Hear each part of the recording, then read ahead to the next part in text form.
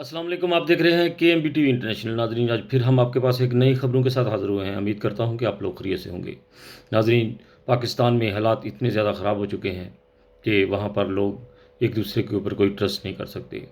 एक दोस्त ने अपनी एक स्टोरी सुनाई, एक वीडियो के ऊपर शेयर की थी कि उसने किसी या उसके दोस्त ने इस्लामाबाद में उसको बुलाया, उसको अच्छा खाना खिलाया, रिहाइश दी और फिर दूसरे दिन उसकी जो है वो किडनी गैप थी, वो किसी अस्पताल में पड़ा हुआ था।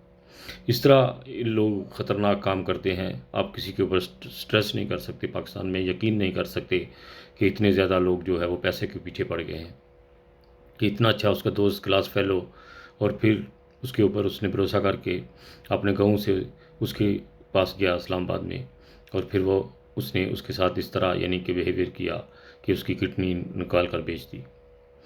नाज़रीन, अब आप किसी के ऊपर भी कोई भरोसा नहीं कर सकते, इसलिए जो है किसी के पास भी जाने से पहले थोड़ी पूरी तहकीकात कर लिया करें, या वहाँ पर रहने वाले लोगों से थोड़ी तहकीकात करते रहा करें जब भी आप किसी के पास जाते हैं, कि इसका बैठना खिलौना किस लोगों के साथ है।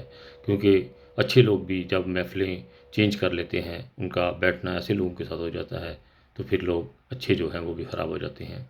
हमेशा उस महफ़िल में बैठें, ऐसे लोगों में बैठें जहाँ पर आपको अच्छी बातें मिलें, रसूल पाक सल्लल्लाहु अलैहि वसल्लम के बारे में जो है वो तरीक़ के बारे में जो आपको अच्छी इन्फॉर्मेशन दे, ऐसे लोगों के पास बैठें।